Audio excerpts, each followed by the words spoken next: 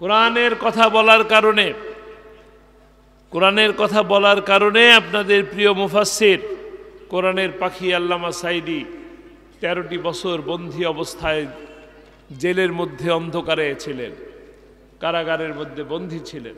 কোন মাহফিলে উপস্থিত হলে কি হতো?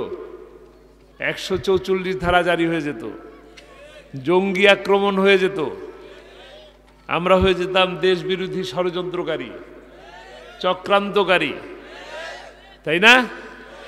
তারপরে জেল, জুলুম, মামলা, হামলা, রিমান্ড এগুলো তো অপেক্ষা করছিলই।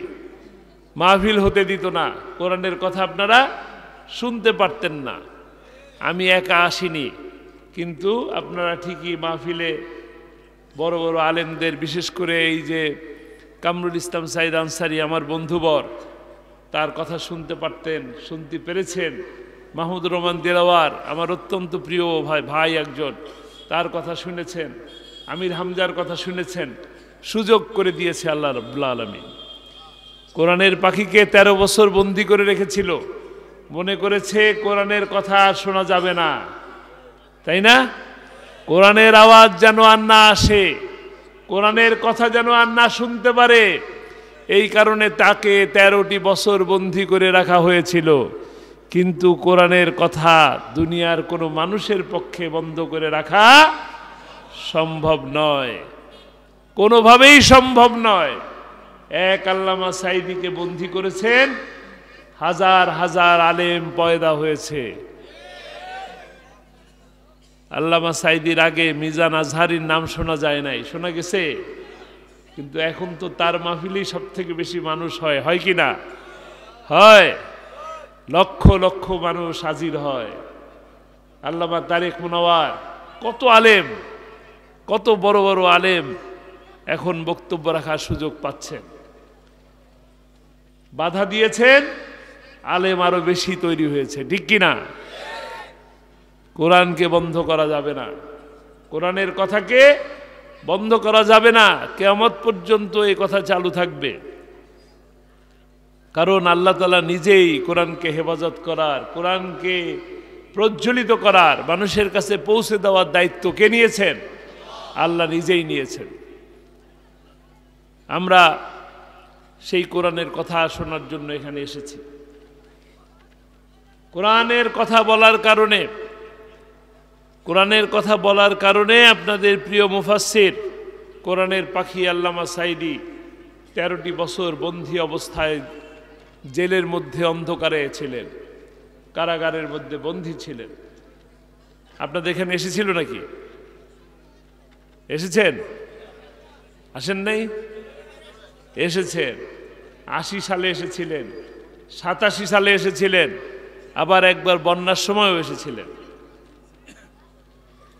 মাওলানা আব্দুস সাত্তার নামে একজন ব্যক্তি ছিলেন, আল্লাহ তাআলা তাকে জান্নাত নসিব করুন, তার দাওয়াতে তিনি এখানে এসেছিলেন, তার বাড়িতেই থেকেছেন। এই করমধাতে তিনি প্রোগ্রাম করে গেছেন। বন্যার সময় এসেছেন। এই পুরো এলাকা জুড়ে এই মৌলভীবাজারকে ধন্য করেছেন কারা? মৌলভীবাজারকে ধন্য করেছেন ডাক্তার শফিকুর রহমান। তার সাথেও একবার এসেছিলেন। কখন? বন্যার সময়, বন্যার ত্রাণ দেওয়ার সময় জুড়ি, বড়লেখা, কুলাউড়া এই সমস্ত এলাকাতে তিনি নৌকায় করে করে ত্রাণ বিতরণ করেছিলেন। মনে আছে আপনাদের? আলহামদুলিল্লাহ। কিন্তু কোরআনের কথা বলার কারণে বিপদ আসে।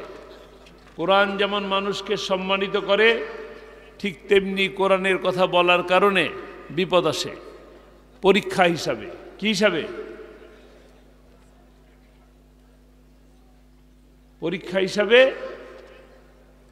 বিপদ আসে। অনালাবলু ইন্নাকুম বিশাইয়্যিম মিনাল খাউফি ওয়াল জুই ওয়া নাকসিম মিনাল আমওয়ালি ওয়া আনফুসি ওয়াস সামারাতি ওয়া বাশশিরিস সাবিরিন।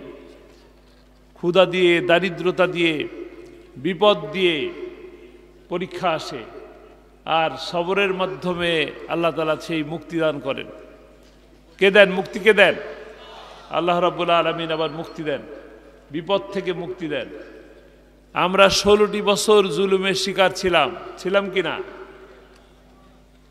16টি বছর এক টানা তারা লগি বৈঠা দিয়ে বাংলাদেশের সারা দেশ থেকে ঢাকা শহরে দাওয়াত দিয়ে লগি বৈঠা নিয়ে ঢাকা শহরের দিনের আলোয় প্রকাশ্য দিবালোকে 11 জন মানুষকে পিটিয়ে পিটিয়ে হত্যা করে নৃত্য করেছিল। সেই সমস্ত লাশের উপরে তারা ক্ষমতায় গেছে, ক্ষমতায় যে আলেম ওলামাদেরকে গ্রেপ্তার করেছে, নির্যাতন করেছে। 5 জন মিলে কথা বলতে গেলেই বলতো ষড়যন্ত্র হচ্ছে, 5 জন মিলে কথা বললে নাশকতার চক্রান্ত করছে, সরকারের উৎখাতের ষড়যন্ত্র করছে। কথা বলার সুযোগ ছিল না, ছিল না। এগুলো কি ছিল? এগুলো ছিল একটা পরীক্ষা।